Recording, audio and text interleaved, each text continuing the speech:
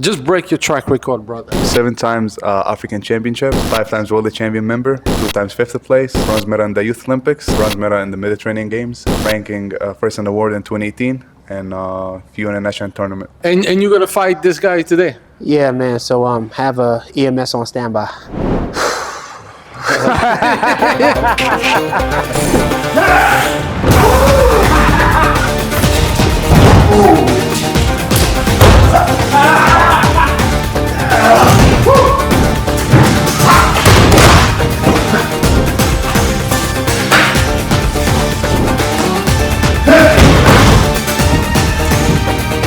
Here, I just threw that here so you can see. So that. How'd you feel? You know what black belts mean?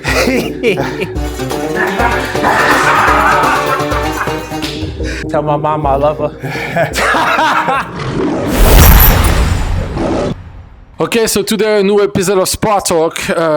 We are with Ahmed Hassan, wrestling champion. Yep. With Mr. Blacknificent. Taj Abdul Hakim. Of course. And myself, DJ Miniats. So today we are at the gym of Omar Kadi in Staten Island. Yeah, man. Glory. Yep, the Glory. And we're going to do an interview of our brother over here, who is a worldwide champion on wrestling. Yep. And actually, just to give you a glimpse about who is the guy, who is this guy, he's going to break down his track record himself. We didn't want to talk for him. He's going to talk for himself. Yep. Tell us your track record. How you doing, guys? So 7 times African championship, 5 times world champion member, 2 times 5th place, and bronze medal in the Youth Olympics, ranking first in the world in 2018. Yeah. And few in a national tournament. Yep.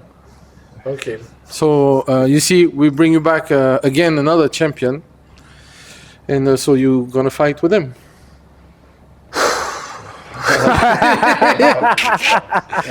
So today they're gonna do 1 round on wrestling, Yeah. 1 round on judo, Yeah. and 1 round on MMA. Yep. Ahmed don't do MMA, but we want to have his feedback on his on the experience. Yeah.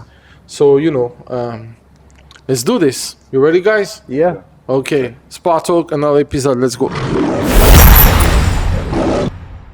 Welcome to Sport Talk, everyone. Today we have a very, very special guest. This man is an African champion in wrestling, an Olympian, ranked in the top 10 in the world, all that stuff. This man's incredible. Today we have Ahmed Hassan, brother. How you doing? How you doing, Taj? Good. Good to see you, brother. Yeah. So let's get right into it. You are from Egypt, correct? Yep. What part of Egypt you from? Alexandria. Alexandria. Yeah. My friend Samir is from Alexandria. Amir, yes. Yeah. How did you get into wrestling back in Egypt? My uncle is an Olympian. It was 2004. What's his name? Karam Hey, Gaber. yeah, give him some love. Give him a shout out, man. Shout out to my uncle Karam Gaber. Okay. So he went to the Olympics 2004. He got a gold medal, 96 kilogram. He got the gold medal in best wrestler in the competition. So I was looking at him. I was like, oh damn, that's for the best wrestler is like an MVP award.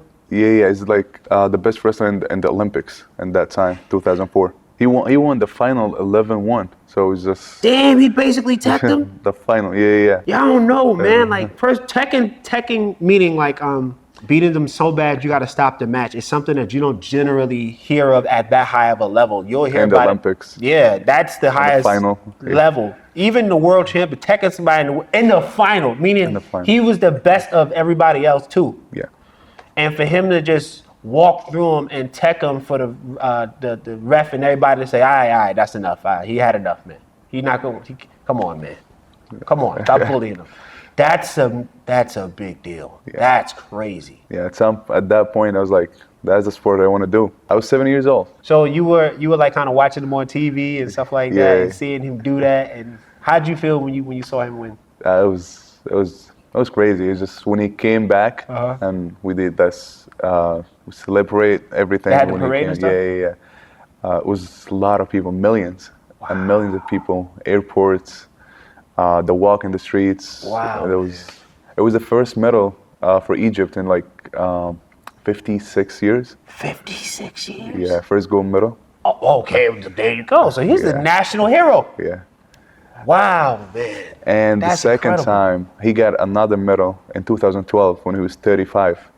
So he came back. He's the man, yo. Yeah, so he got, got a- silver medal in He's the man. 2012 yo. London. He's the man at Yeah. 35. See, 35 don't sound like it's old like that, but 35 to be in the Olympics and to still medal at, and even to compete at a high level like that, and he's been competing probably almost all his life, right? Yeah.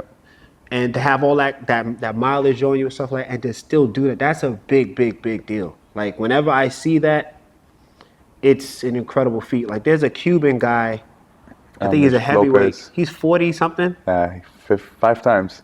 He's number 1 now in the world. He's what, 5-time Olympic 5 times champion? gold medal, yeah. 5-time gold 5 medalist. times, 2008, 12, 16, 20, 24. Unheard of. Yeah. So, was your uncle the biggest influence? Like, I mean, just as a competitor, even as you were growing up, and I mean, I know it's your uncle and all that stuff, you know, he's a world champion, but he's still, that's just uncle.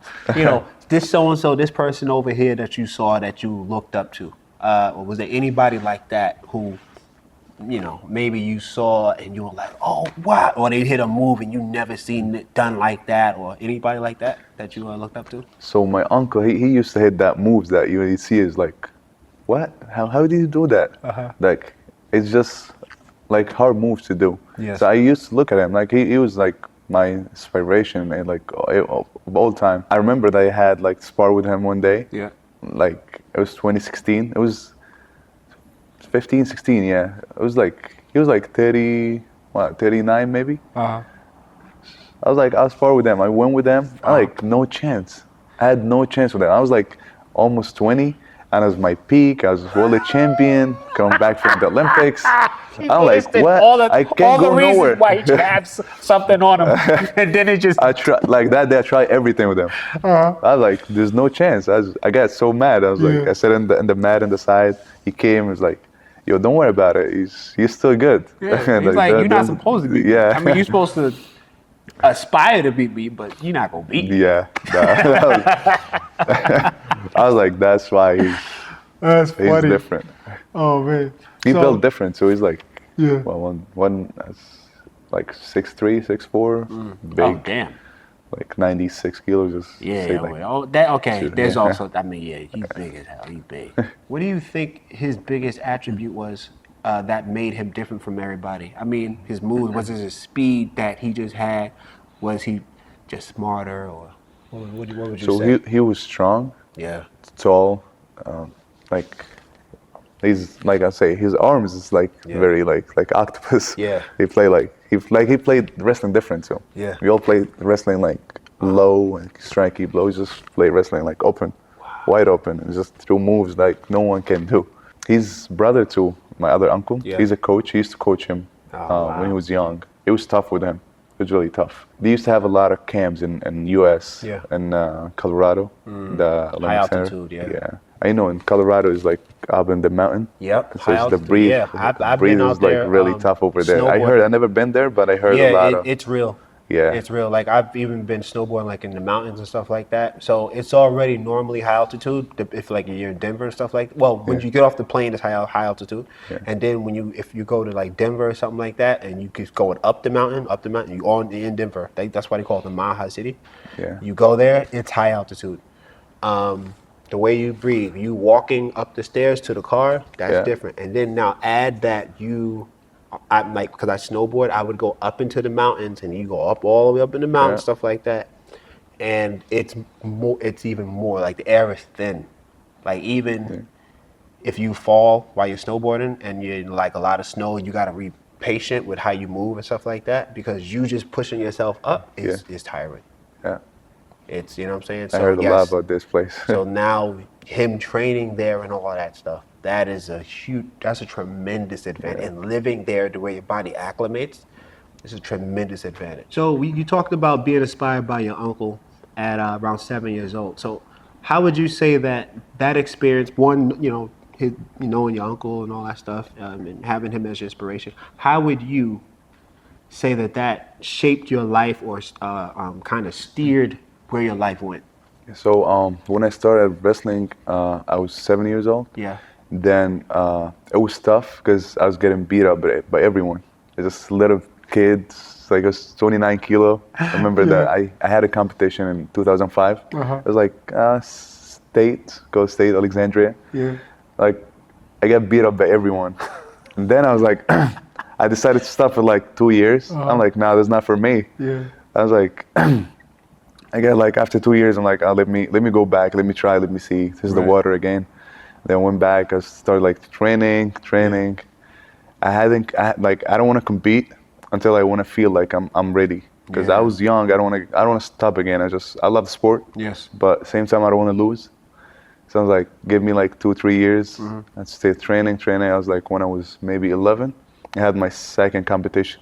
So I had one when I was 7, and one when I was 11. So I had 4 years, and I don't want to do nothing. Right. I just worry. I was like, I don't want to lose. Then I got the first place actually in a city. That's what's up. And then I went to the state champ. And I got second place. I got silver. And then I decided to go to a sports school. So in Egypt, what does that mean? Sorry, break it down for me. So in Egypt is a few schools. It's military schools. Okay. So military schools, you sleep, you work out, you eat there, you do everything. You don't pay nothing. Yeah. They pay you every month. You just work out, study and work out. So I used to sleep in the school, work out in the morning, go to school, finish, work out in the afternoon. And how old are you? I was 11. Yeah. So that school only picked few students around all the city, because every city have one. Okay. My class was like 15 or 12. Yeah. Like the best two of all sports, like best two wrestler in that age, best two Muay Thai people, Judo. Best two boxers. Yeah. Best two... So you got a class full of like kids, but all these kids is like really, you might see them as champions one day. Yeah. So that school played like really good. They gave me a lot of opportunities. Yeah. To travel and go to the national team. Right. It was 11 to what age that you were in there? So I was 11 till the high school. Okay. And then I was still working in that school, but then I went to, because they didn't have college. Okay. So I had to go another college, but I was still working out in the same school. Okay. Meantime, I went to the national team when I was like 14. So you also got the opportunity to train with like adults? Yeah. And stuff too? Wow. And you were training with people who were in the Olympics and stuff too? They're already all the champions, already African champions. Wow. That school was really amazing. It was a very great opportunity for me. Man, I wish we had that here, man, but we don't have any like federal or state sponsored programs like for Taekwondo, Judo, like how in Egypt or France or Cuba. All of these places have, even Nigeria and other African countries will have state-sponsored programs and stuff like that. Yeah. Even the competition, maybe you pay to go to a certain school or something like that, but then the competition is state-sponsored, or they'll, like you said, they'll do the school and stuff, the federal funded schools and stuff like that to push the champions, to create new champions. Stuff and like they that. give you money to every stipends, month. yeah, man.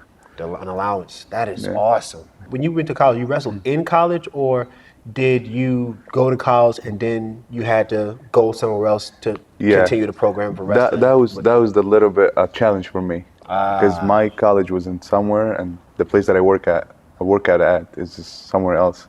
Right. So there's a goes like they say I go to Brooklyn, that's my college, and then go to Queens, that's the place that I work out at. Right. So that's transportation every day is just a little bit challenge. Yeah.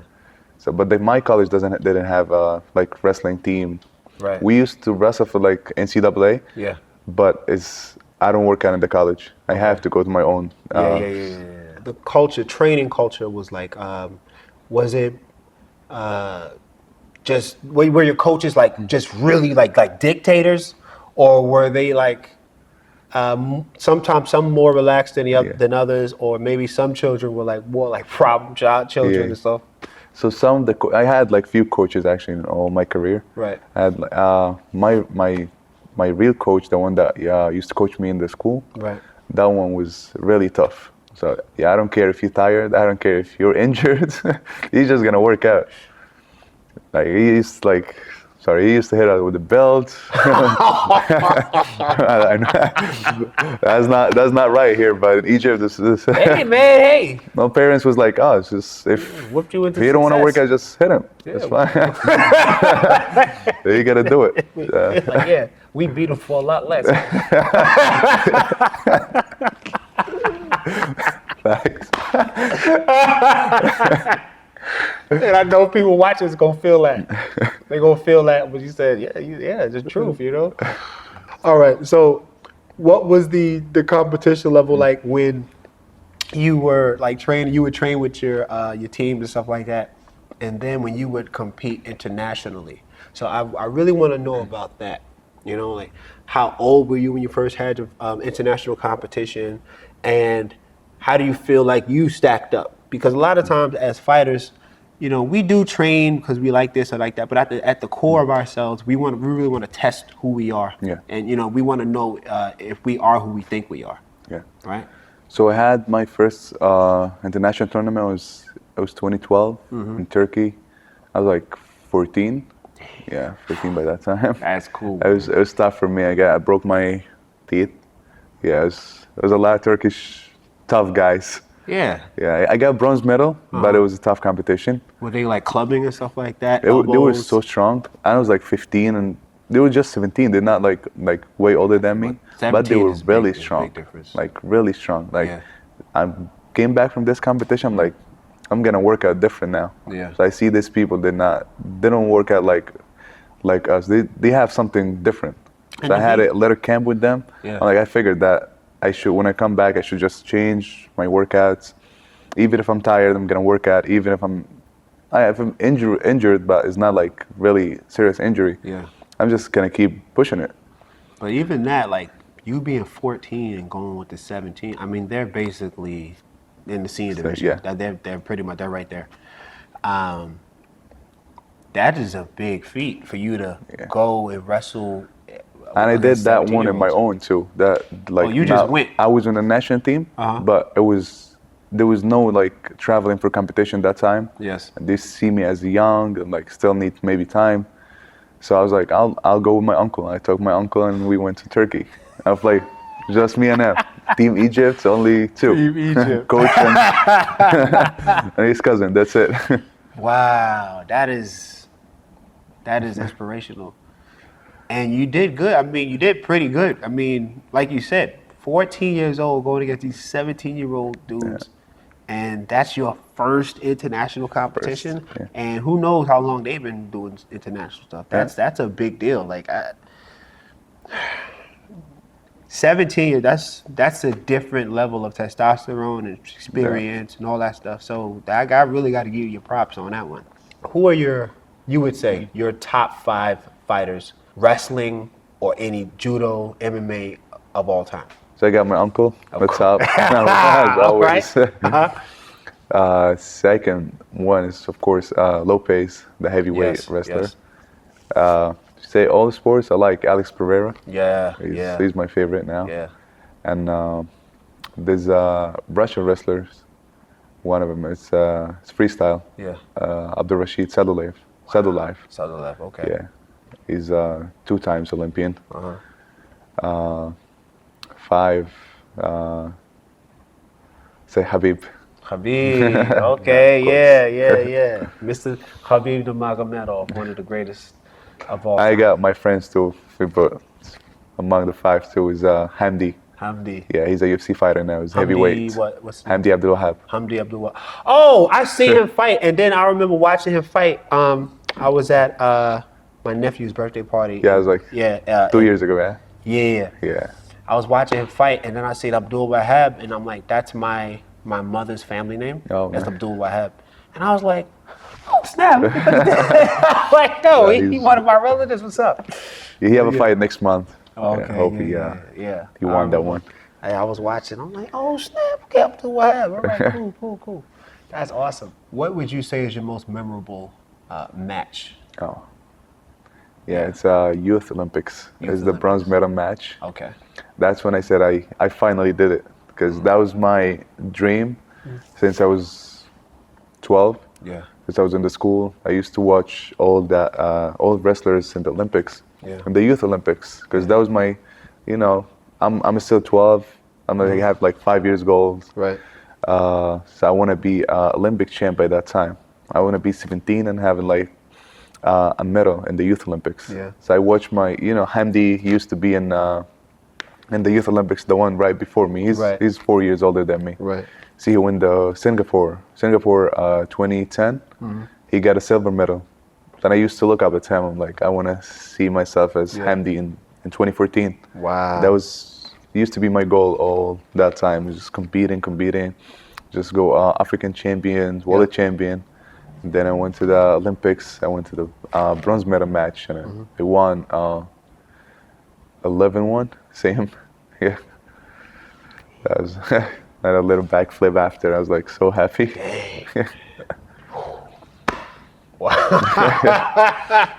What'd you hit that guy with? What moves you remember hitting? Body lock. That was my favorite. Body locks. Just body locking. Yeah. Suplex, One body lock, and then it's just rolling him. Yeah. Yeah, man. When I see people do that, I believe. And I pin him too. So everything. Dang. You was like, man. You was like, I'm leaving. That's my chance. I'm not letting that go. What's up? Because I lost the semifinal, and I was so mad. It was just the last. That's my last hope. How'd you lose the semi? I was a Bulgarian guy. He's actually 2 times Olympian now, senior. So he used to be really good. Yeah. He's a special in body lock too. So we had a body lock first, and then whoever go first, he got it. So he went first. Yeah. What's the last international competition that you did? It was 2 years ago. I was in New York, New York Athletic Club competition. Yeah. Beth Faro. I had a gold medal, and I got the best wrestler in the competition. Ooh, making your uncle proud. $500. Making your uncle proud, man. Making your family proud. How does your family feel about, like your parents and everybody else? And also, would you have other cousins and all that? You have everybody in the family did. So was they all just wrestlers? I'm asking a lot of questions. I'm sorry. I'm like, oh, this is really interesting. I'm really thinking about this. Everybody did wrestling. Everybody did taekwondo or boxing.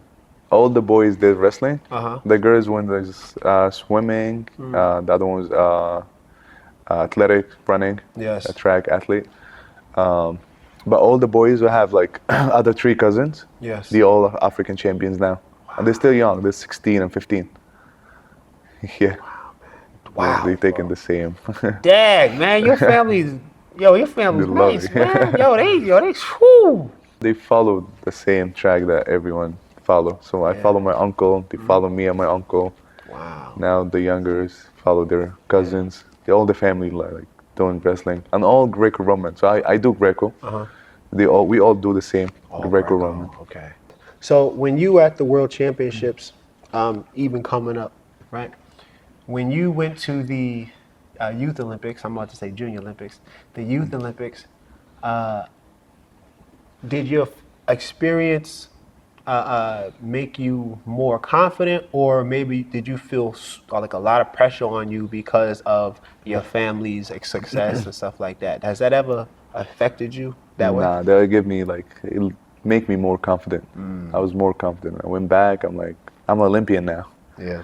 It wasn't an ego. It wasn't an ego, but it was more like I did it, but I still have long way to go. Right. Yeah. How did you maintain your peak physical condition? So I started doing CrossFit. That was a big change in my life. Okay. I was so CrossFit. Even back in Yeah. I started CrossFit in Egypt. Okay. I used to compete in CrossFit too. Oh. CrossFit is very good for conditioning, agility, and coordination, everything. Yeah. Helps me a lot with the physique and be prepared for all the competitions. Yeah. So that will keep me always conditioning good and physically good. You ever won any CrossFit competitions? I won one in Egypt actually. Yeah, it was a team. scale team as 2018. Get a gold medal. What would you say is your most significant athletic and personal obstacle? And before you answer that, let's go personal first. Personal. In relation to your career or your competition. So that question, I don't know how to answer the question. Athletic, I have I have injuries, of course. Yeah. But personal, I was young. I don't know. Like if you tell me now, I'll tell you. Yeah, right now I can't compete or can't work out like before. Because now I have family, I have baby. Right. Like I need to spend more time with them or work more or whatever. So I can't do that. But when I was young, I got like really nothing to worry about. Oh, maybe the awesome. school or something, but still I was it was manageable. Yeah. I managed to be in the school, managed to be my GPA was like 3.9 something, so I was the second in my class. So I used to be the second in my class, first for wrestling. So I don't have a lot lot Yeah. Thank God. Okay, all right, cool. So, Athletic, I had an injury. I had ACL. Oh. I had meniscus. Yeah. I did the surgery right after the Olympics. So I did it 2015. So I stayed 1 year without competing. Yeah. So I was just doing PT for my knees. You were injured going into the Olympics, or I was injured before. Okay. I just had to just push it. Yeah. I don't want to do the surgery before the Olympics. It's really rare. Oh no. Yeah. It's really because you won't be there in the Olympics. Yeah. It's really rare for people to go in without any kind of injuries or something. It's very rare, even in boxing, MMA, whatever. Of course. You're gonna have something. So, what actually brought you to the United States? Why did you leave? And you know what I'm saying? Was it the competition thing, or was there any issues over there? Because it seemed like you had a pretty good experience over there with regards to the program and stuff like that. Right before I leave, the federation, the wrestling federation, it was just, to be honest, it was horrible. They was only looking for their own. Sorry. You good. I'm just. Yeah. It's just they only looking for their own benefits. No one care about the athletes. Yeah, everyone want to travel. Everyone want to get money from the country and just keep it to themselves. So whatever they spend it their own way. Corruption. But yeah, the athletes is like the last thing they think about. Meanwhile, the athletes is the ones who the actually. number one. The program can't exist without the athletes. Exactly. So they only looking for their own benefits. I was fighting to go to competition that I'm deserved to go to. Yeah. I'm already national team #1. Yeah. I'm African champion, and just why would I fight to go in a competition and you telling me that we have no more like money or whatever to go to that competition, which I know the company keep feeding the federation with the country keep feeding the federation with a lot of money, but it's still. So I fed up with that time. I was like, I go another country and look for the American dream. So my uncle is American actually, and he used to talk a lot about the country. He used to live here for 20 years. Okay. Not Karam, the other one, the coach. I was gonna ask. Yeah. He's the coach. So when I was young, he put in my mind that the American dream in the country, and all the time I want to go to America. Wow, man. Yeah. So what was the cultural differences that you had to adjust to or adapt to, while you came here? It wasn't that big different because I used to travel a lot, so I seen a lot of different culture. Right. So it wasn't that problem. Travel over then like 30 countries when I was before I was even 20. Yeah. So I've been in a lot of places in Europe, in Asia.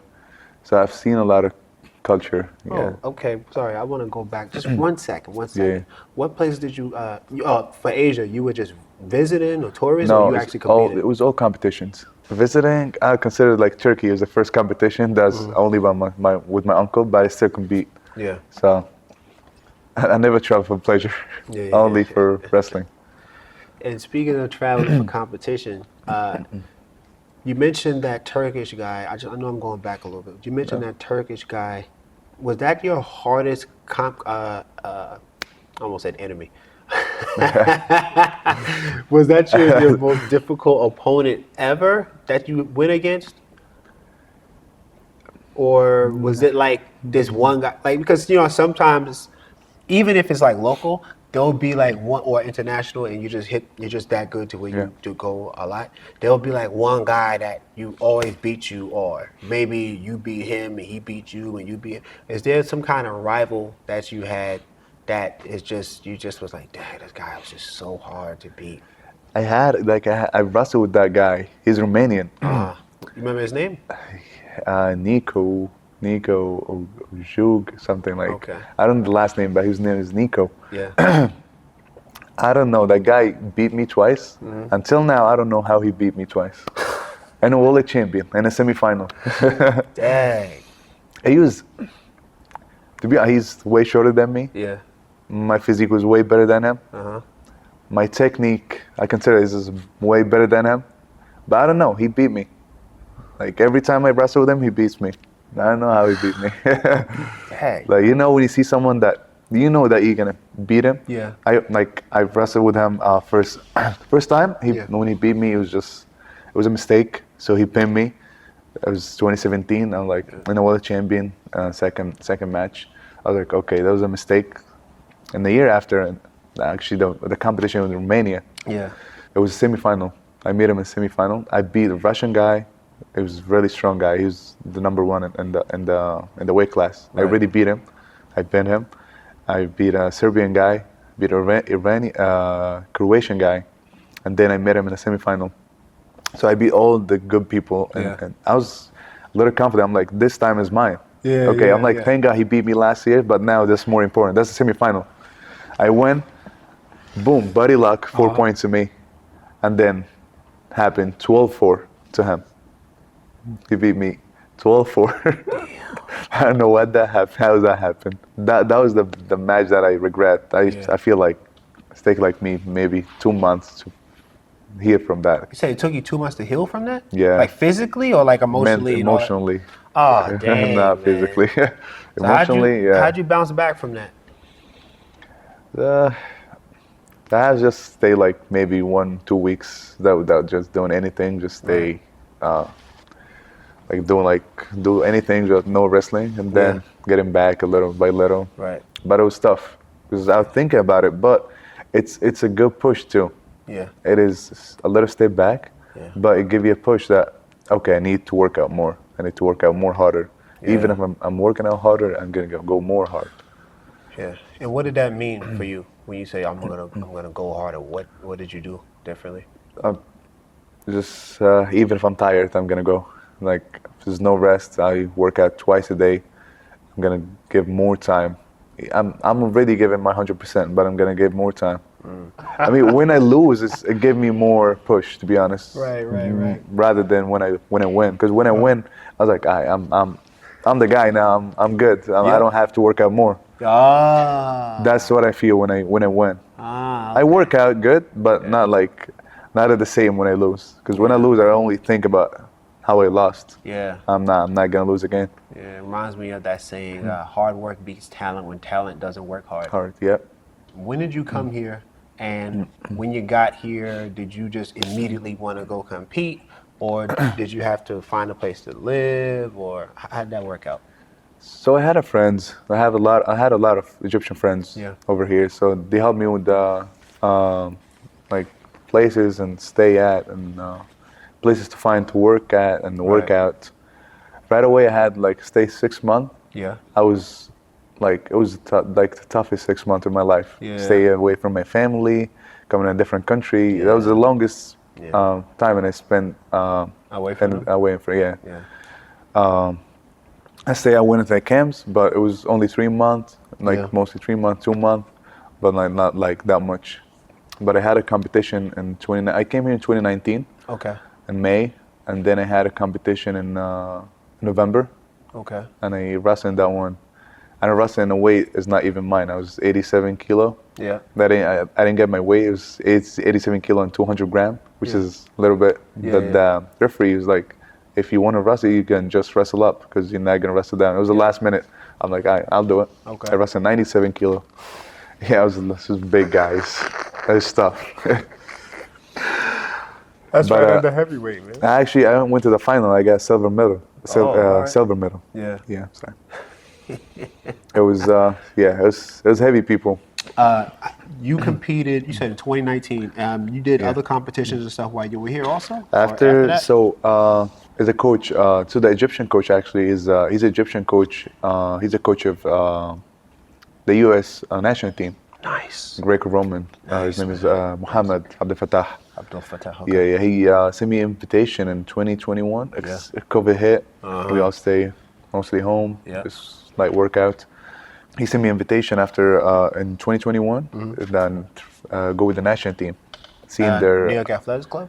it was in Edge Hoboken. I was there with Dake, Cal Dake's good. Snyder, Jordan. Everyone was there. Greco-Roman team. Jordan Burroughs, by the way. Yeah. Okay, he just Jordan because he didn't know. Oh, Jordan? That man, we go way back. That's what that sounded like. I'm like, Jordan Burroughs is one of the greatest wrestlers, American wrestlers in general, but definitely one of the best American wrestlers of all time. Period. He's just saying a real casual like. This is Jordan. my boy Jordan. My boy Jordan. I'm like, nah, you're not gonna just name drop who you name drop, and we're not gonna talk about it like. I was with Mike. Mike, the boxer. You know, he's retired now. He's retired. I met Mike one time. That was. Oh, you met Mike Tyson? Yeah. All right, hold on. Don't. You're not. You're going right back to it. No, it's recording. It's recorded. Okay, cool. He came to the spot that I work at, so. Oh, Pergola, yeah. Oh, we used to be your doorman, right? Yeah. Bouncer security. And I want to get into that also, but before we get into that, you met Mike Tyson. What was that like, man? So Mike had a movie with my uncle. Yeah. Actually in Egypt. They had a movie together. What? Yeah. What is this movie, man? I forget. We're gonna find out. We're gonna find out. We're gonna put it in later. Yeah. What? So they had a movie together, and he came to the spot that I work at, and he was hanging out, and the manager went to him, and he told him that that's his Karam Gaber nephew. Yeah. So he was like, "Oh, just bring him. Let me talk to him." So This I is went. fat Mike, or Mike when he sleeps? It was last year actually. Okay, so all was in right, good cool. This is shape. before because he remember he was on Joe Rogan. He was really round, and then he said he wanted to get back. He was in good shape. Yeah. Okay, cool. I had a picture with him, so I'll show you that one. I spoke to him.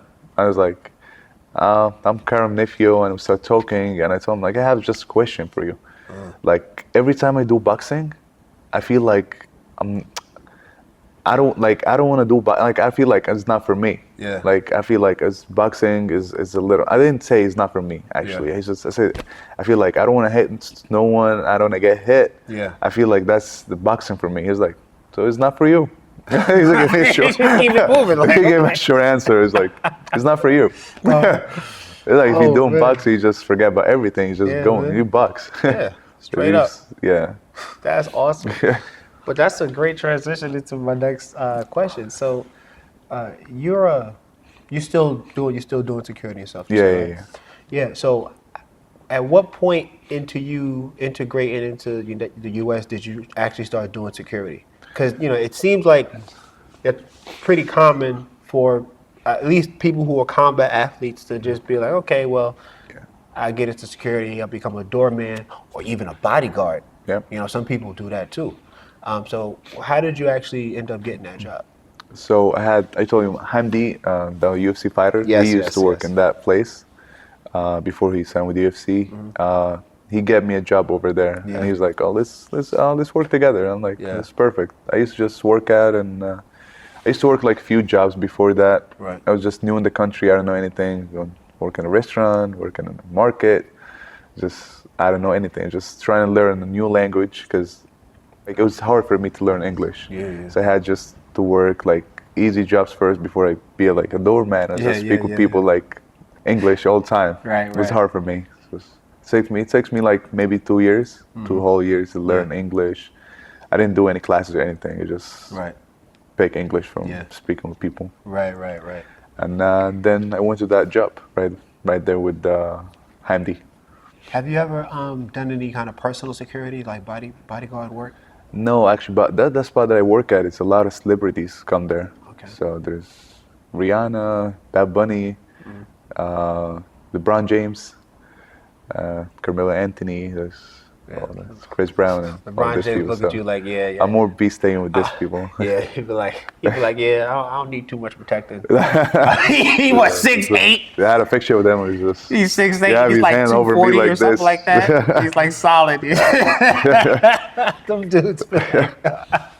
You need me, I don't need you. When you came over here, you did say you competed, but were you taking it as seriously, or you just went in just like, I kind of want to do something while I'm over here?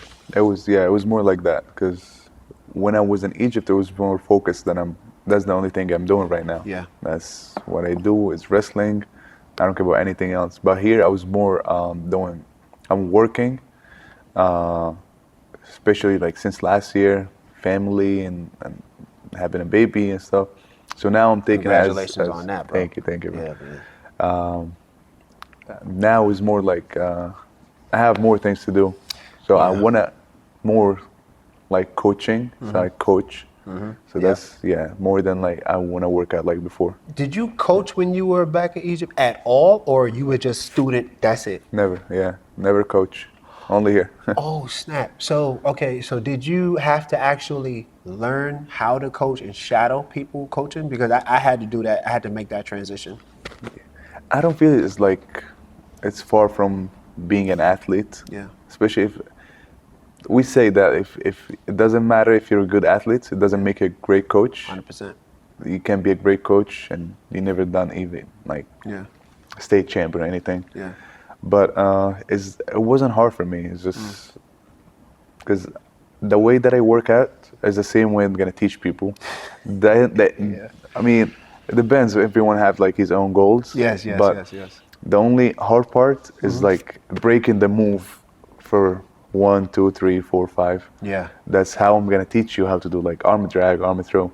I can't just tell you, okay, arm drag like this. Now I'm gonna tell you how to hold the rest, from where to hold the rest, right? When you like where to put your other hand in, how to control.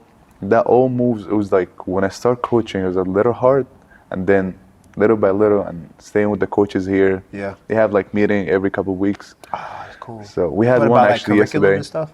Yeah, just like chapters, like how to coach, how to deal with the athletes, how That's to see their cool, goals, man. and find out like what everyone wants. Yeah. It's like a 50 years old, 40 years old, it does not the same goal as like. That's very intelligent. That's kids. a very wow. A lot of people wouldn't even do that.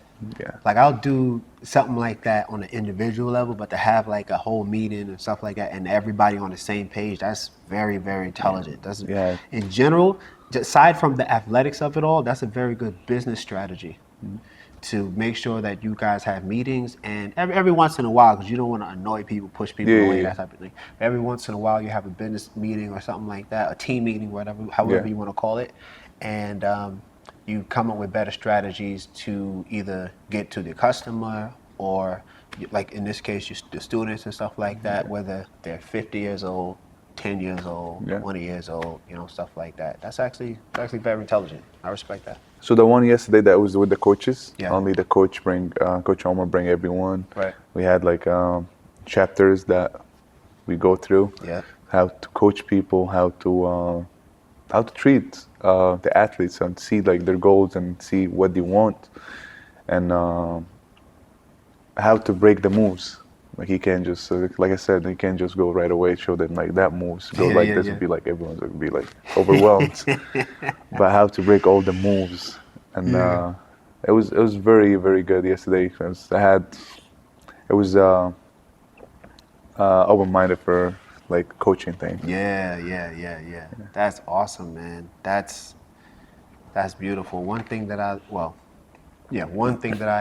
realized that when I become a coach, I actually become a much better student because I have to learn how to teach that person. Yeah. I have to think of, okay, this person, for example, when you mentioned how most of y'all in Egypt on your team, everybody wrestle like this. Y'all go wrestle like this because of his attributes. His style is going to be different just based on just his attributes alone, right? And then you got to think about, okay, people's mental state, their temperament, maybe they have an injury, so you got to teach it like this. Or, even if it's not anything, maybe they're just limited for whatever reason. So you have to show it like this or like that. Or maybe I'll just give them a different move. Like one of my teammates, he had a knee surgery and stuff like that. So when he was coming back to training and stuff like this, with the warm-ups, I said, yo, everybody's doing jogging, you're going to just walk. Because, get your knee moving and stuff like that. Cool, that's what you're going to do. You're going to do abs, because you couldn't do some other stuff. And then for the throws, you're not going to get thrown because of your injury. You're going to practice just grip fighting. Grip fighting. Or one of my students, he had surgery on his wrist, so he had a hairline fracture, something like that. Okay, cool. We're doing one-handed training. So you're going to grip the gi, boom, in and out, boom, one hand. One hand, that's it. You're not even gonna put the arm in the gi. You're gonna put it up here in the sling. Boom, shoot. So we find a way, you know what I'm saying? And being a teacher really opened my mind up to finding the way to make my teammate or my student successful. So what are some techniques that you would say that you use, or strategies that you use to inspire those students, to keep them interested, to keep them engaged while you're teaching them? So I always keep it simple. Yeah. Because I don't want to just go. I'm not gonna teach you like to do double leg in the first day. I'm gonna teach you how to do body lock in the first day. I'm just keep it simple.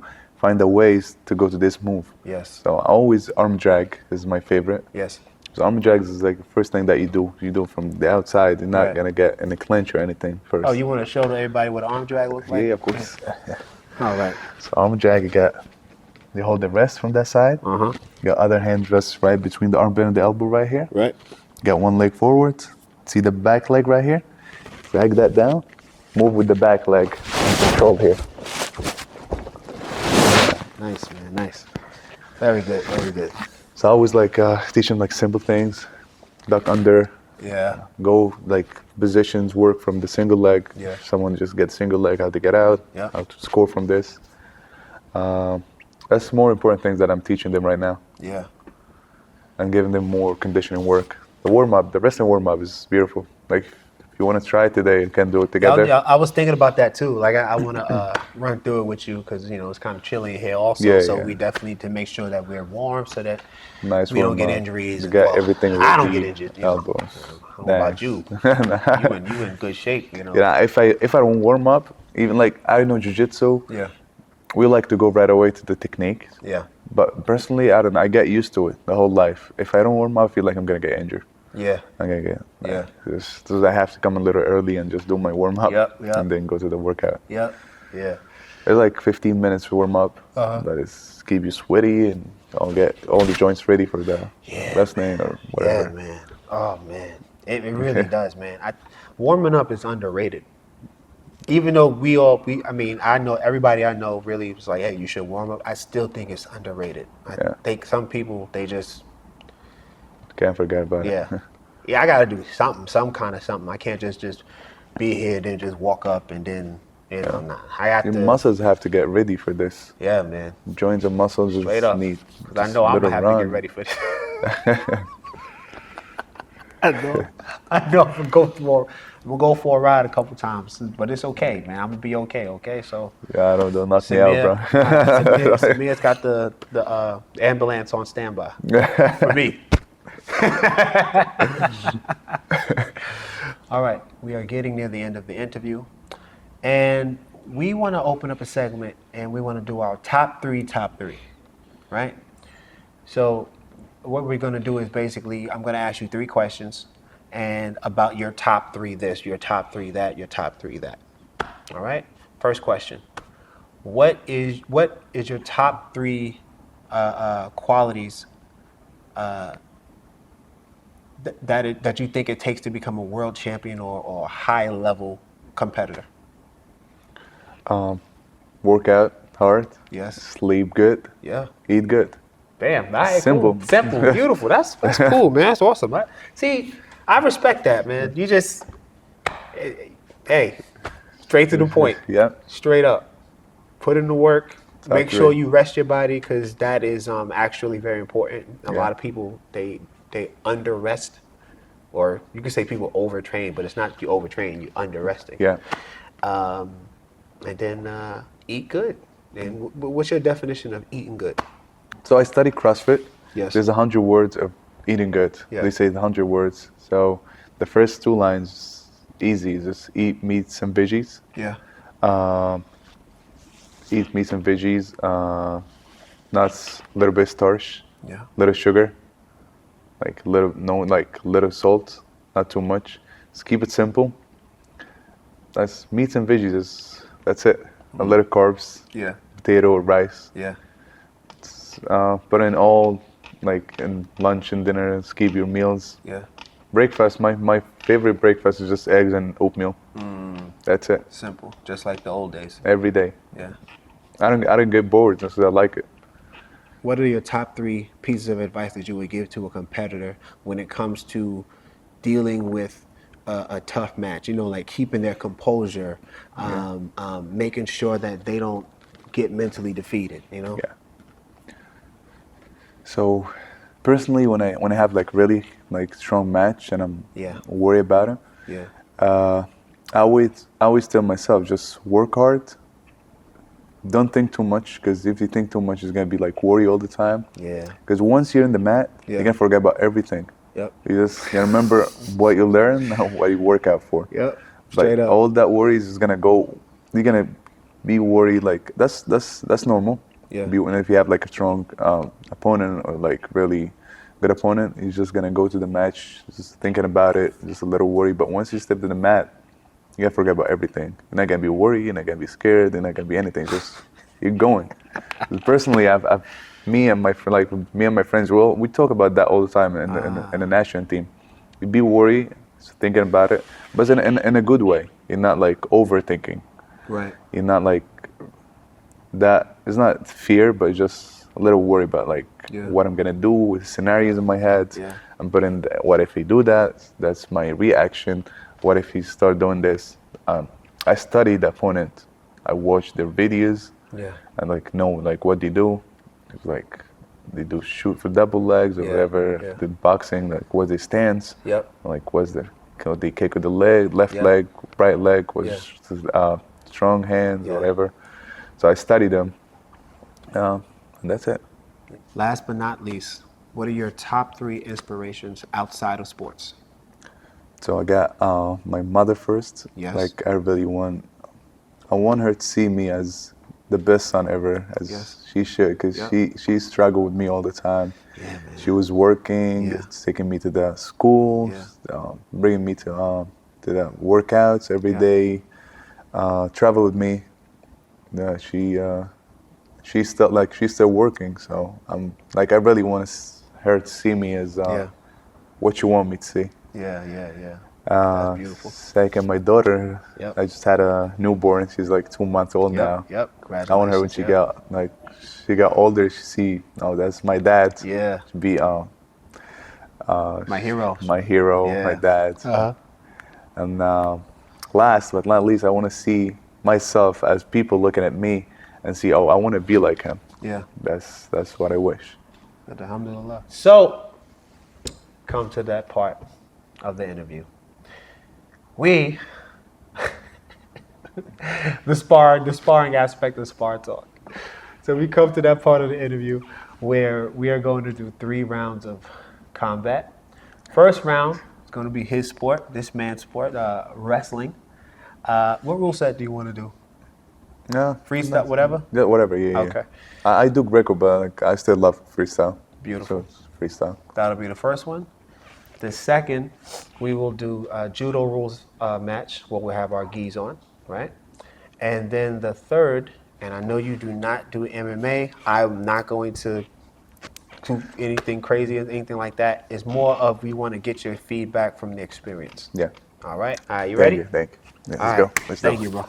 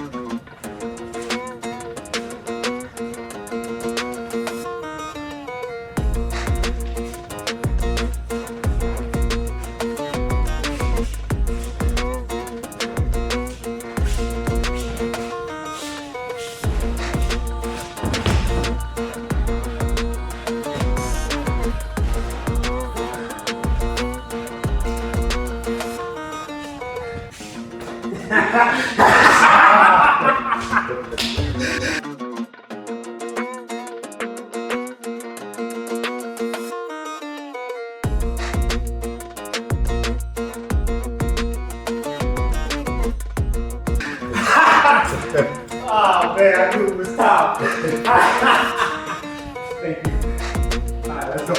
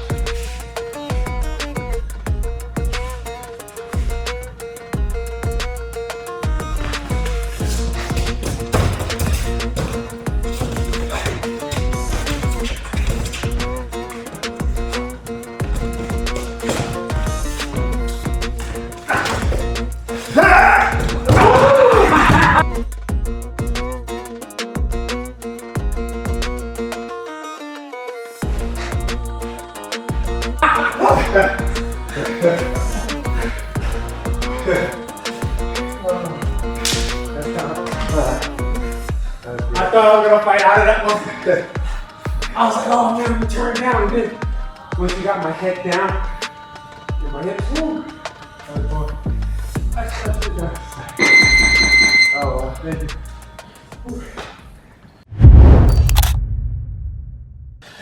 Oh man, we did a takedown round because I'm not too well versed on the rule set when it comes to referee's position and what this means, what that means, whatever. But I'm assuming I lost. I didn't do too bad. No, that was I great. didn't do too bad, you know. Try to use some misdirection. But man, that last throw, man, I really was like, because I felt like there was a moment that I could have flattened out, but we'll go back to the footage. But I think you had my shoulder, and he made me do a front shoulder roll in that last throw. And then I was like, I think I got it. Nah. Even if I would have hopped over with my legs, like he had me over, even if I would have hopped over like this, he still probably would have got my shoulder. Was it blocked and underhook? He had a good one, man. It was really, really clean. And then when he took me to Suplex City, but he was nice about it. Because he had me, I was like, damn. As soon as you got behind me, I think you did the arm drag or a couple, or a duck under. I don't remember if it was a duck under arm drag. We got behind it? Yeah. Now you just going for, I think, arm through? Yeah. You going for arm through, I think. Okay. Yeah. And then he got behind me. I was like, here we go. Then I was like, okay. Tell my mom I love her. You know, kiss my nieces and nephews, everybody. But then he just held me, and I was like, okay, you got it. I got to give that to him. That was spectacular. That was a good work. Any comments from you? Now I was trying for a few side throughs, but there's nothing work with you. Like side throughs, arm through, or side headlock. Yeah. Nothing, yes. Balance. Yeah, your judo balance is like very strong. Thank you. So nothing of this works. I wanted to try that with you, but then I was like, I don't know. You got one with the feet, yeah. Yeah, that got me. I was like, I think I can maybe get him there, but when it comes to any kind of hip technique or arm throw, I was like, you are really, really good at those positions. I know you're really, really good at those positions. So I was like, let me give him something he might not be used to. Yeah. So I was like, okay, Ashiwaza. I attacked the feet. You know, stuff like that. And the thing about that is, I don't necessarily, this is for anybody, you don't necessarily have to get him down with that. You just get him to stumble, and then you just try to follow up with something else, like we call it chain wrestling. When you hit one thing, and maybe that don't get him, but it makes him stutter step or step back awkwardly, and then you just keep going to the next thing, to the next thing, to the next thing. I tried to get that when I was going for the double. I tried to turn, then you did this. And I think I tried to go the other way, and all that stuff. You for a legit double leg. It was nice. It was that close. You know what I think I could have did better with that? I think I could have, because I forget this. I teach this to my students, but I forgot to do this. I forgot to collapse. Yeah. Or at least try. I mean, 'cause I'm squeezing. I know. But I sprawled too, so that's... Yeah, he sprawled really good, guys. So it's not like, oh, I didn't get him down because of something. No, it's not like that. I'm thinking that I would have had a better, I would have a better chance to get him down if I would have. I think the first one, I did that. Then the next ones, his legs were wide. But I think if I got, when I was trying to turn the corner, what happens sometimes is the legs go from being wide and he's trying to run around, because if he just stays there, I can get behind him. So what happened is he'll adjust and move. And I think that's when I should have tried harder to collapse. I probably could have had a better chance of getting that takedown. But I mean, he is who he is, so maybe not, right? That was a great round, bro. Yeah. Oh man, that was spectacular. Anything else? Oh, I wanted that when I did the Soyanagi, I was just seeing if I could just even. Yeah, I was seeing if I could. I didn't necessarily. I didn't think I wasn't 100% sure I was gonna get. I was probably like 50% sure if I could even get you to kind of stumble, but I wanted to show it just to get you to think about things. And then maybe if I did it again, I could use it as a combination for something else.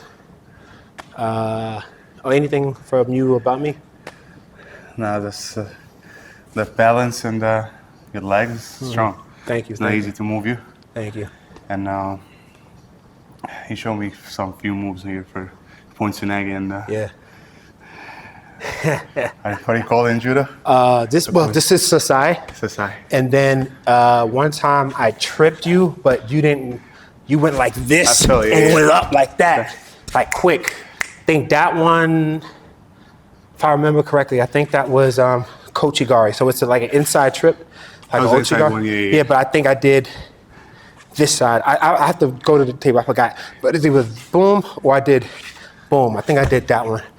But this here, that Sasai is a good technique for MMA, any kind of submission grappling competition.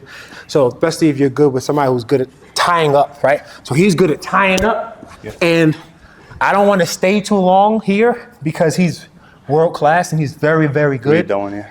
So I'm like, That's one of my special moves, but you read it, you stop me with this hand. yeah. My head right here. Oh yeah, I was That bumping. one, if you're not having this, Yeah. you fly with this one. Yeah. So I'll push you here, Oh. and then I'll go for it. That's what I was Yes, looking for. Yeah. That one, you read that one and you stop me. Yeah. I'm like, damn. But I would be here. So to make sure I didn't stay, make sure I didn't stay in this position, I just went, all right, listen, I'm gonna make sure he's not getting comfortable. Yeah. I just attacked here. Yeah, that was. That's what I did. So while he's setting up, getting comfortable, I do something to kind of just break his rhythm, and then I try to capitalize off of it. That's advice for people who are going against a bigger person or whatever advantage that the person has on you. If you disrupt their rhythm or make them a little uncomfortable, and you have the ability to take advantage of that, you can beat somebody who's better than you. All right, so what are your top 3 favorite drills or techniques to do as a wrestler? So I liked always the body lock, Yep. the close body lock. So here, Okay. and close here. Oh, shoot. Okay, Back. yeah. Or the open one, the one we did. Okay. So we got Wizard. Oh, here and here, okay. That's one of my favorites too. Yeah. So get 2 legs inside. Yeah, man. Yeah, went for a ride. It was one. And one more. One more, I like arm drags. Yes. But didn't go with you. Here. Uh-huh. Control. Oh, yeah. Oh, there it is. Go for back throw or whatever. Yeah. Control. Yeah, man. That's my favorite 3. Beautiful, beautiful, beautiful. So what are 3 techniques or skill sets that a wrestler needs to be a champion like yourself? So for Greco-Roman, if I'm speaking for Greco, Okay. so always you need to be strong in controlling the arms. Go for the 2-on-1. 2-on-1. So you get 2 hands with 1. So I get 2 arms in 1 hand. Yep. Controlling here. From here, I can go for a lot of things. Yeah. Okay. Can go for the body here. Uh-huh. Open front, duck under. Oh, yeah. Okay. Can pull him down. He pull up and go right here. Yep. That's the first thing. Yeah. Second, you need always to have your underhook. Yep. If you have the underhook, you're in control now. Okay, if Greco, so you're not worried about lower body or any tripping right here. We can go, push, stay strong, stay low. Okay, I'm not trying to be really high. Yeah. Trying to always fight clinch. You got underhook. Right. Okay. So you're trying to use that to bring him up so that you can get under. Yeah. Okay. Okay. Got here. Last, you always just learn the basics first. Basics is not for beginners. Basics is for wrestling. So I don't have to be beginner to learn basics. I'm still working on my army drag. Yeah. I'm still working on my army throw. Yep. Why? Because if you don't use it, you lose it. Facts. You need always to stay on top of That's a this fact. moves. That's a fact. All right. So that was such a fun round of wrestling. I really thought that I was scared. I'm not gonna lie. I was nervous. I'm confident in myself, but at the same time, especially when you're going with somebody who you know is high level and you never really grappled or rolled or even punch a box to spar with them. Sometimes I get a little anxiety or something like that. It's not to the point where I'm doing MMA and I'm like, oh, I don't know. It was just like okay, how this gonna go? Just do your best, Taj. That type of thing. But now we're gonna get into the judo aspect, and I'll see you in a little bit. Round 2.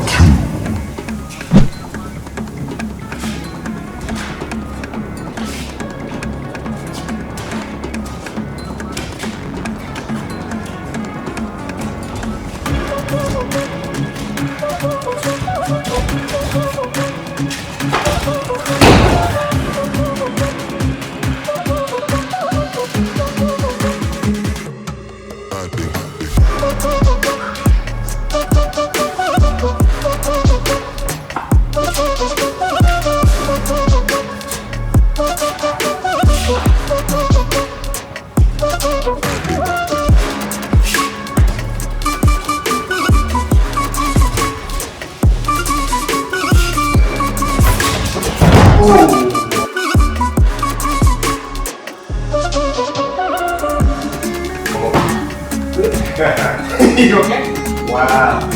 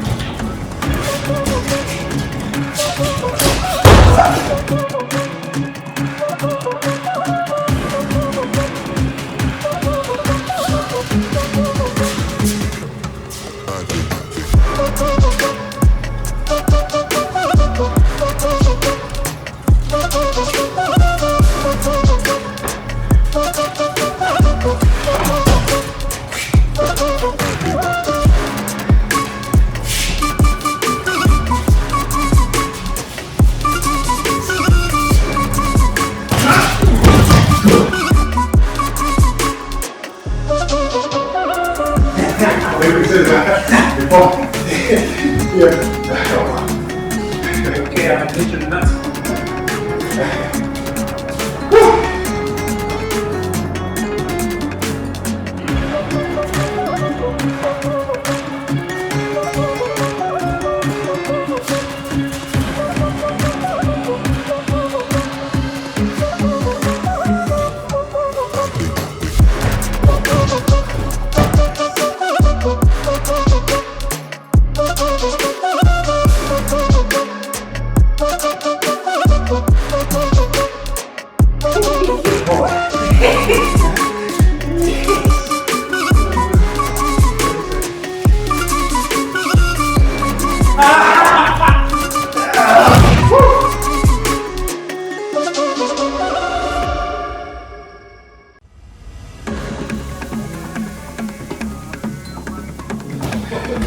Almost had that. I don't know, but maybe it was alright. Definitely not fun. Yeah, it's like one. Maybe it was alright. We can find a way.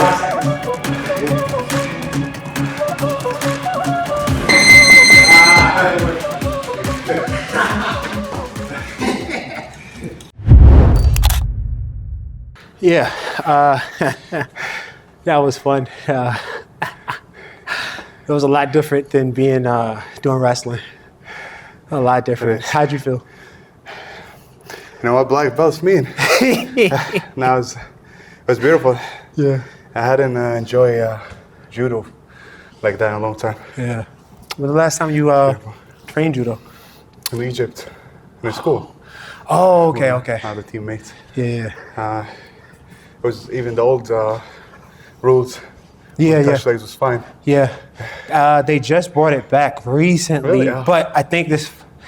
You have to go in a move. You have to go into a move and then touch it, because before they took it out completely. Because it was freestyle wrestler. Yeah, they just Those kept judo. like, hey, Russians, Egyptians, everybody. All right, cool. Let's get some more gold medals since y'all didn't make the wrestling team. Go to the judo team. And then it was like, nah. You're not gonna play that kind of game. But that was that was fun. That was fun. First two move, you winning. Uh-huh. That was tough. Yep. I was like, oh. But yeah, the foot sweeps. I've been working sweep. on my my ashiwaza, or my foot technique, waza technique. I've been working a lot on those because it doesn't require a lot of strength. It requires timing and some technique. And I'm usually the smaller person when I'm competing. So I had to, I can't go straight up with people like that. Sometimes I can, but a lot of the times, even in MMA or submission grappling competition, like jiu-jitsu competition, dudes would be like really, really strong. Yeah. They on steroids. They do, they doing all this stuff. So I have to be more intelligent. I have to be more technical. I use my speed, and then I use my power or strength strategically. I don't just blanket raw strength just everywhere, because I don't have that kind of endurance to do that. I don't just have just overwhelming strength to where I can just do whatever I want to people.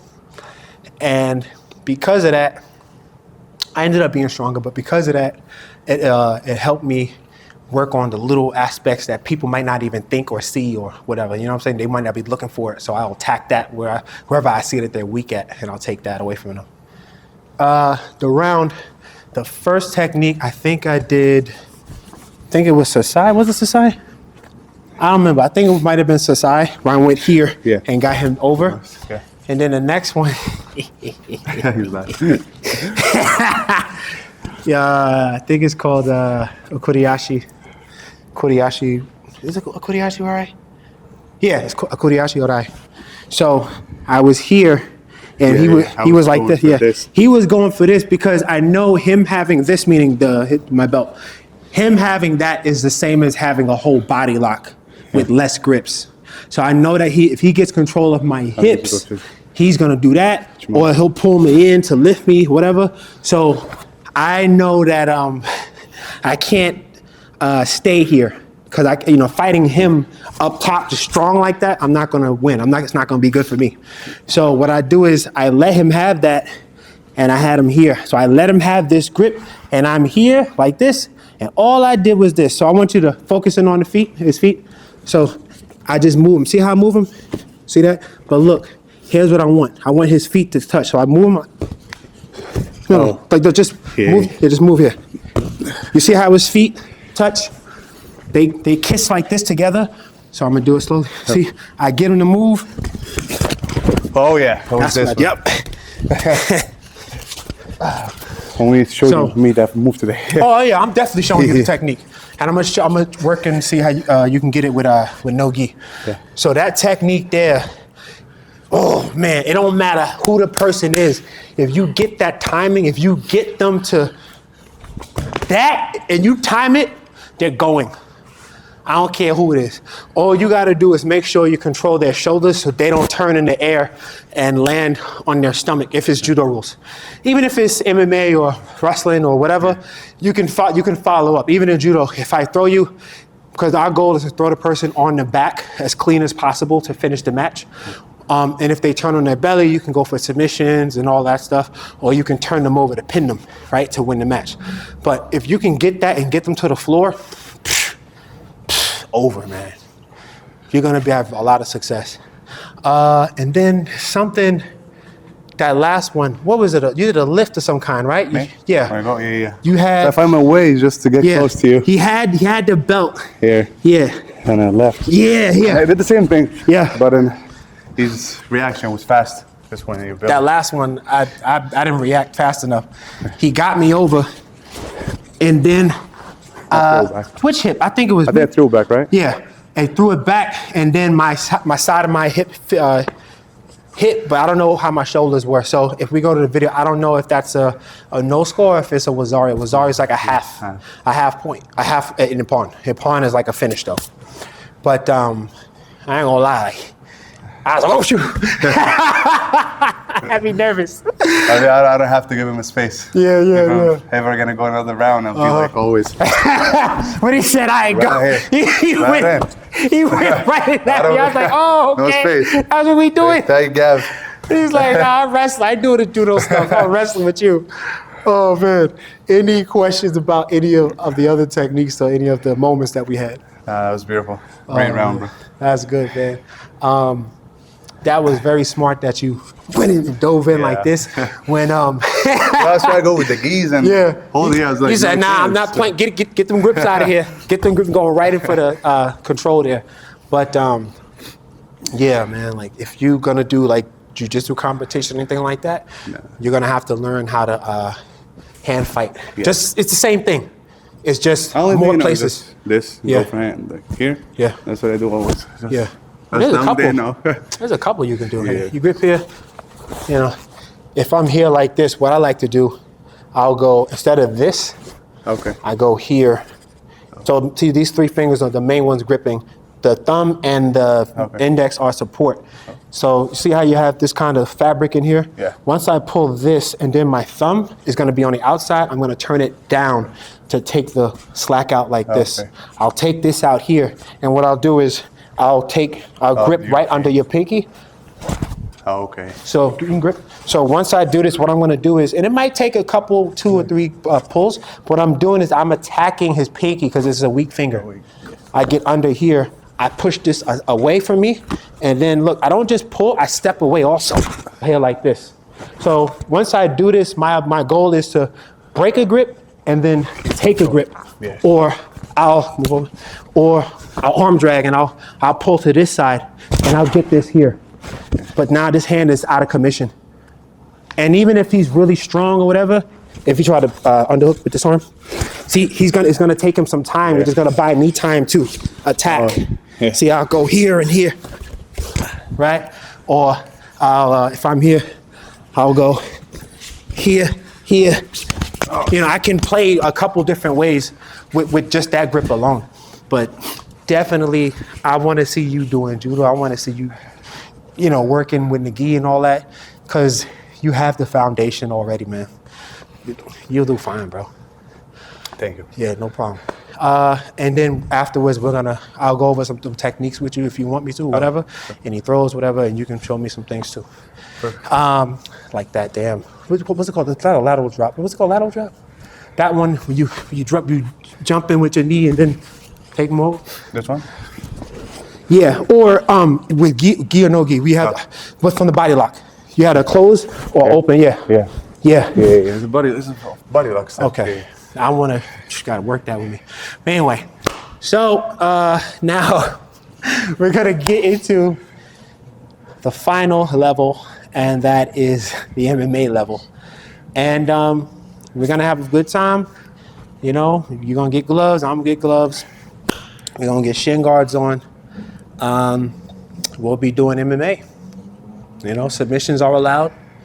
I'm pretty sure I'm gonna get taken down, and I'm gonna try to get back up and do my thing or whatever. You know, he's gonna try to stop me from stopping him. All right, I'll see you there.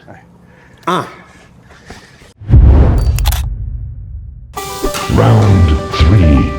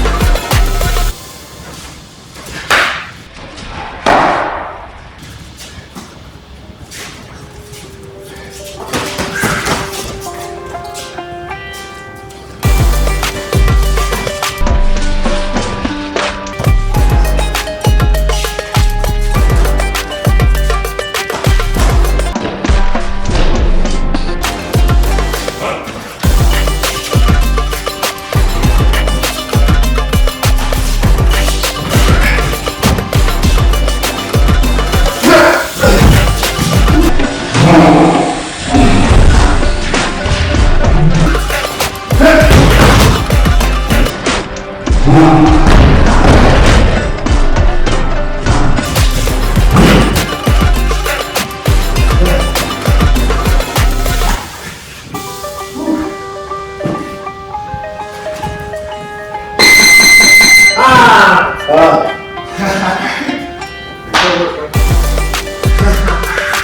that bad, right? There you go, wasn't that bad? Oh, that was a good, fun MMA round. And you was worried you wasn't gonna do good. You did good, man. You did good. Thank you. He didn't go for a lot of. Well, you know, I showed you. I showed, Yeah. like when we were here, I just threw that here so you can see. So the. You know, and even with the head kick, I pulled it up and I threw it here.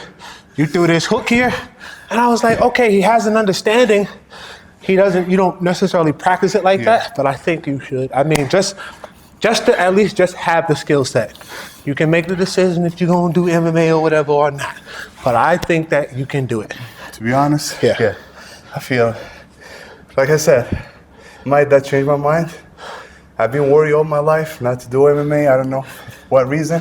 I getting hit or my knees or whatever. But when I had the round with you today, I feel like why not? Yeah, man. I'm not that far. Yeah, you're not. Like I have wrestling, have few judo moves, Yes. have some jiu-jitsu basics. Yeah. That's the only thing I need, just some striking. Yeah, man. That's it, bro. I mean, you have so much already, man. Like, and you know, they say that the best foundation for MMA is wrestling. You already got it. You already gonna be suplexing. You know what I'm saying? Like, even still today, I know a lot of people have are like hybrid gyms and stuff like that. But at least at the lower levels, like when you're gonna be starting and stuff like that, people is gonna be like, okay, their gym is a striking gym and they have a jiu-jitsu coach or something, or they have this and then this. But like I've been studying for a long time. I have judo, jiu-jitsu, boxing, kickball, all that stuff. Everybody's not gonna be super well-rounded. Not to say that I'm some kind of great guy. It's just I've trained a lot, so I can recognize this. I can recognize that. You know, so even things I'm not good at, I can, like, even for example, when you had me, you had underhooks and you had my hips. I had really good grip. I don't know how I escaped that one. The secret is this. Come, Samir. This is the secret here. Hey, see this? The wall is your best friend and it's your enemy. So I would be like, oh, okay, cool. I'd be here. And then, well, one thing I wanted to do, I made sure he didn't connect his hands. If he connects his hands, it's over. So you have to make sure they don't connect their hands. Even if he shoots in on a double leg. See, I have this overhook here. That overhook, I pick him up. And then you take this. Once you do this, I mean, you can go to throw if you want, or you can literally just walk out.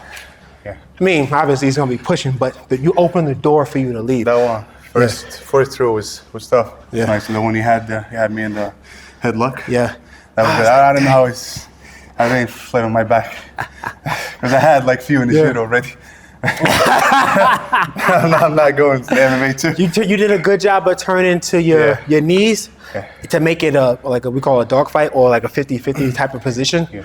And this arm, I think my right hand was tied up some kind of way and I couldn't get this. Oh, and then immediately. It was old legs. Yeah, and then when you dropped down, you turned and fought the hand and I was like, all right, cool, you got it. Because I'm not gonna be able to get into it and I'm not gonna stay and fight for the choke and stuff like that if I know I don't really have it. And then you got out, you turned to your hip, which means you turned to your knees, you got up, and then we was back up. You know, that was fun.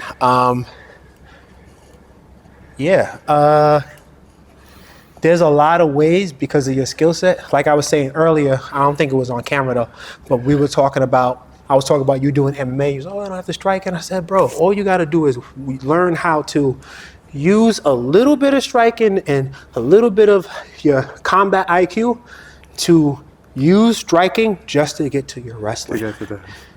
There's a bunch of people that do it. You know, you hear, you can even fake act when you do all this. Yeah. Ooh, you don't even know what you're doing. You just look like you know what you're doing. And sometimes that's the important factor. is I look like I know what I'm doing, and then he go to cover, and then you just go under, throw his ass, slam him, and then submit him. Work jujitsu on him. You know, you don't always have to. You know, well, I'll just give you an example. Hands up. So you southpaw, right? Yeah. If I'm here and I want to shoot a takedown on a guy, right? I'll pop my jab. And the jab is a very, very underutilized tool for MMA and for any kind of striking. It's very underutilized. Generally, this is my jab here, and then I use this as a jab. Mm-hmm. This is the jab. Anything that's going to create that distance, whether it's either going to help you get inside or it's going to help you keep your distance or get out. When you create that barrier, right? And then if I want to get in, I'm manipulating the barrier to get inside. You know, maybe I do this here and I get him to move that way, and then I throw it down there, right? But all you have to do is you here, move your head here, jab, jab, boom. Or just throw a big punch over the top. The guy go to roll or cover. You see right there. Yeah. And the thing about a wrestler, man, like y'all are gonna just naturally just be strong. You're gonna have that farm worker strength. You know what I'm saying? Like y'all just been, y'all have a different type of strength and a different type of grip. Yeah. You can make a tight fist. Yeah. You throw that back. You remember when Khabib fought Conor? Conor, yeah. And he went, pow, sparked him, dropped him, and all that. Remember that? Nobody saw that coming. Nobody. Yeah. I was like, oh, get him, Khabib. I was like, you know what I'm saying? But perfect examples. Like, yeah, on paper, Conor McGregor is a far better striker than Khabib. But you don't need to be. For MMA, the other things sometimes make something else more dangerous. Yeah. Right? He didn't expect that. I didn't see it coming. I know Conor was just as surprised as I was. Right? So let's work that again. So go to your southpaw. So you're here, right? So all you gotta do, chin down and here, and looking through your brow, all you got, just Mike Tyson. Just bend your knees here, lean side to side, all that, Mike Tyson. Pop this jab, go, pop that jab, pop, pop, quick. Out fast, in fast. So act like you snatching $100 out of my hand. Go, quick, faster. You ain't gonna get that $100. Faster, go. Now you're gonna double it and then throw the overhand and then shoot. But big over the top like this. Okay. And then once I go to cover, you're gonna drop. All right, ready, go. All right, that's it, I'm done. That's it. Nice. Once you do that, if you can really just exploit that, you're gonna do fine. And then at worst, what's gonna happen is you're gonna get inside, he's gonna defend, and then you just have to chain wrestle. That's pretty much it. So, any takeaways from you about the round? For you? Yeah, either way. No, you're great. I know you went a little bit light for striking. Yeah. But thank you for today. That last round was a lot to me. Yeah. Might take me to different paths. Yeah. A path. Yeah. A different path that I'm at right now. Yes. And if I ever made it, You're young still. yeah, Like very young. I'll be like Taj. Taj pushed me. Oh, you gonna thank me when I you become remember. world champion? You gonna drop my name? I remember your word. I remember Mike Tyson word. Yeah, man. Again, work that jiu-jitsu. You have a good team. You have a world champ. You know what I'm saying? Yeah. You have very good people here, bro. Please, really, really good people. And you already have so much already, man. Even if you do any kind of jiu-jitsu competition, do that first before you jump into MMA. Yeah. But do that, and then you're good. Trust me. Sure. I'll drop in, or you hit me up, and I'll be like, oh, you should watch this. You study this person. You know, we can talk online, all that stuff. Perfect. And then, please, it would really make me happy. Anyway, so another beautiful, fun, spectacular episode of Spar Talk. That was phenomenal, man. I had a good time. that was fun. And obviously, my favorite part is always the sparring and everything. Because for me, you know, interviewing and everything is a good way to learn about somebody, but fighting them is also a really good way to get to know somebody. Any last words? Nah, thank you. Thank you so much for you, Taj. Yep. Thank you, Samir. Yeah. And hopefully I'll see you soon. All right. Hopefully we see him in the cage soon. Yeah. All right. Later, y'all. Okay, so that's a wrap for today. Yeah. So how do you feel? I feel great, man. That was a lot of fun. I got to try a few things out. I learned a couple of things, and I got to test myself, which is the best part of this whole thing. I get to, you know, see where I'm at, you know, as I get older. And what about you, Ahmed? Yeah, no, it was great. 3 rounds. I got test the water with the MMA, and actually I like it. I'm not gonna lie. Okay. I'll start doing it soon. Maybe Maybe tomorrow. All right. There I'll you start go. doing the Muay Thai classes and some No boxing time classes. like the present.